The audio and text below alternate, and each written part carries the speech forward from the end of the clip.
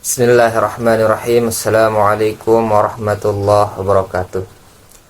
Teman-teman sekalian, kita sudah membahas kemarin terkait dengan agama Nabi Ibrahim pada part 1, kemudian lanjut kepada Bani Israel, dan kita sudah sepakat bahwa menurut Al-Quran, dalam keyakinan umat Islam, mereka itu beragama Islam. Jadi jangan sampai lagi ada pemikiran di kalangan umat Islam bahwa mereka mengajarkan agama lain, agama dari Yakub lain, agama dari Ibrahim lain. Jadi mereka itu Islam, sama Islamnya dengan Nabi Muhammad SAW dalam konteks akidah.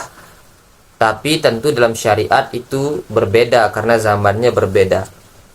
Nah, sekarang kita akan lanjut mengenai anak dari seorang Yakub. Kemarin kita sudah memberitahu beliau mempunyai 12 anak, dikenal dengan Bani Israel tadi. Salah satu anaknya bernama Yahuda. Apa agamanya? Islam. Jadi Yahuda, jadi 12 anak ini itu yang menjadi 12 suku. Nah, salah satu sukunya anak cucu Yahuda ini di kemudian hari keturunannya disebut dengan Yahudi. Yahudi diambil, dinisbatkan kepada kakek buyutnya, yaitu Yahuda. Nah, jadi Yahuda ini punya keturunan-keturunan yang disebut kemudian hari dengan nama Yahudi. Apa agama mereka? Tentu mengikuti agamanya moyang mereka Yahuda itu, yaitu Islam. Sebagaimana pengakuannya, na'budu ilahaka wa ilaha abaika Ibrahim wa Ismail wa Ishaq wa Ishaq ilaha wahida wa nahnu lahu muslimun. Maka Yahudi waktu itu beragama Islam. Jadi Yahudi itu bukan nama agama pada awalnya, itu nama suku dan memeluk agama Islam. Nanti di kemudian hari, tapi karena adanya perkembangan zaman, ada orang berkata, ini ajaran agama mana? Itu loh orang-orang Yahudi. Sebenarnya maksudnya itu loh orang-orang Yahudi yang beragama Islam. Tapi karena mereka tidak terlalu mengenal nama Islam itu, jadi ini ajaran apa? Itu orang-orang Yahudi, suku orang-orang di suku Yahudi, sama kayak kita. Di Lombok ini seringkali agamanya apa? Agamanya Bali. Mana ada agama Bali? Maksudnya agama Hindu sebenarnya. Tapi karena kita tahu di Pulau Bali mayoritas umat Hindu, jadi kita sudah biasa kayak ini agamanya apa? Agama Bali gitu. Padahal maksudnya itu agama Hindu. Maksudnya orang-orang yang datang dari Bali gitu. Seperti inilah juga kasusnya Yahudi ini. Sebenarnya Yahudi itu nama keturunan dari suku dari seorang yang bernama Yahuda. Sukunya ini namanya Yahudi, agamanya Islam. Begitupun juga ketika datangnya Nabi Musa, apa agama Nabi Musa yang membawa kitab Taurat itu? Jelas Islam agamanya. Karena sebagaimana yang dikatakan oleh Nabi Muhammad SAW, dinuna wahidun, agama kami itu satu.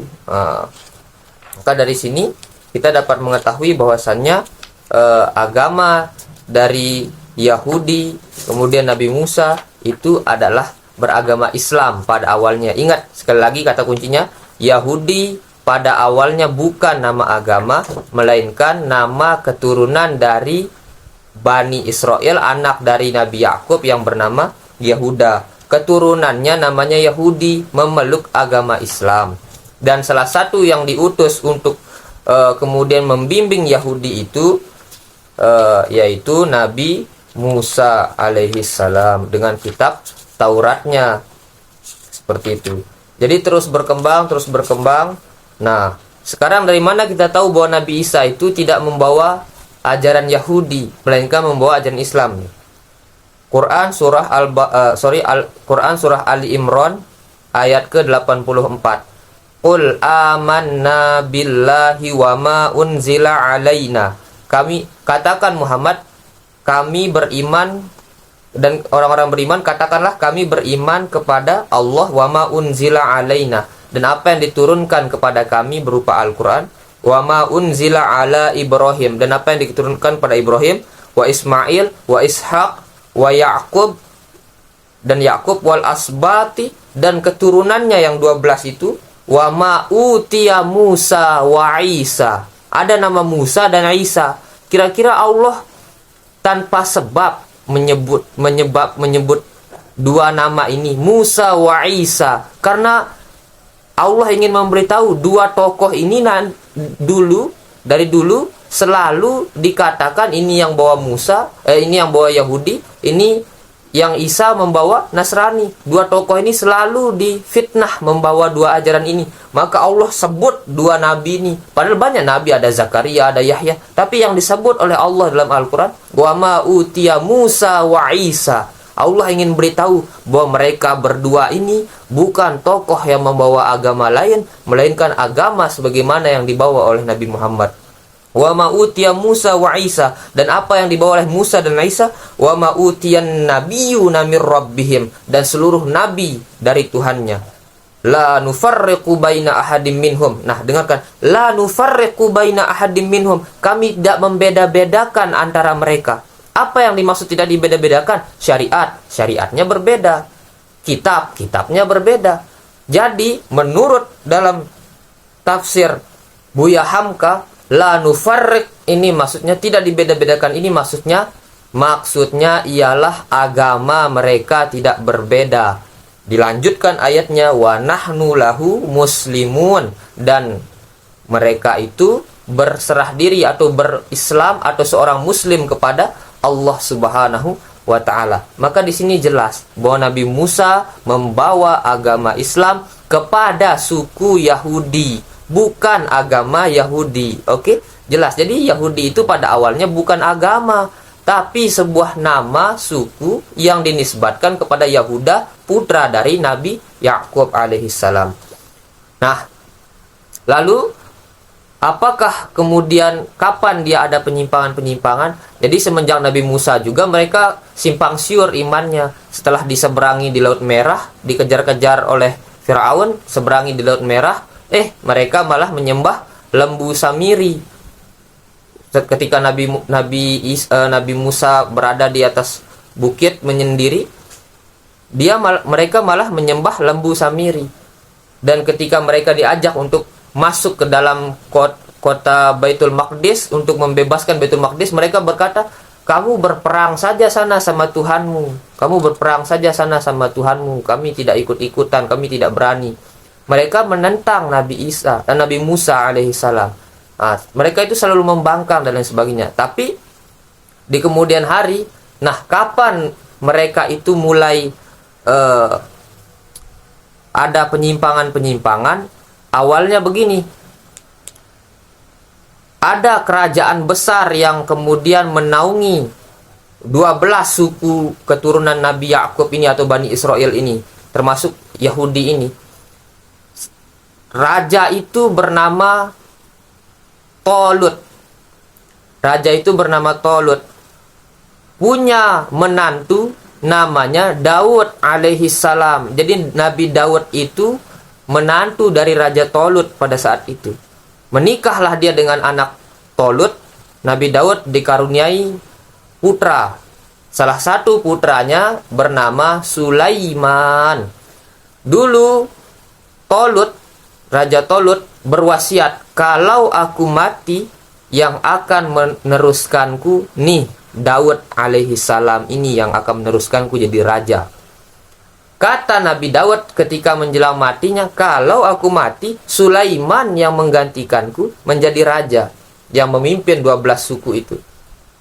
Nah, tapi masalahnya ialah when King Solomon die, ketika Raja Sulaiman meninggal dunia.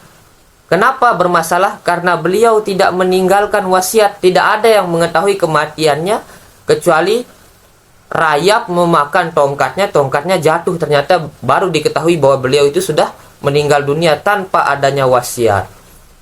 Nah, ketika when King Solomon die, ketika Nabi Sulaiman meninggal, kerajaan itu divided kingdom. Itu pecah dua kerajaan Yahudi itu. Satu masih memegang keislaman, satu mulai nih ada penyimpangan-penyimpangan. Karena perpecahan ini dijajahlah lagi oleh kekuatan-kekuatan besar pada saat itu umat Islam dan Bani Israel ini, tapi bisa dibebaskan oleh Krius Agung, seorang yang sangat berjasa bagi mereka. Nah, Krius yang satu tadi Yahudi ini terpecah dua. Satu masih Islam, seperti yang saya bilang tadi. Satu udah mulai ada penyimpangan. Kenapa ada penyimpangan? Karena dia mengkultuskan seorang yang dianggap sangat berpengaruh di dalam agamanya. Karena bagi mereka ada seorang yang pintar beretorika. Dia bisa memperkirakan, tapi ini ilmu retorika, bukan dia seorang yang peramal dan lain sebagainya. Tapi karena kepintarannya, orang Yahudi sebelah kiri ini malah mengkultuskan beliau. Siapa namanya? Uzair.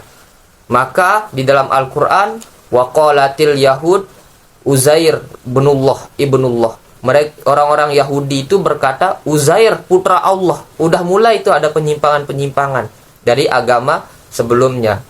Jadi mereka tetap memakai kitab Taurat, tapi adanya penyimpangan-penyimpangan sampai akhirnya nanti mereka mengatakan bahwa tangan Allah terbelenggu dan lain sebagainya. Nah, ini waqalatil yahudu Uzair ibnullah.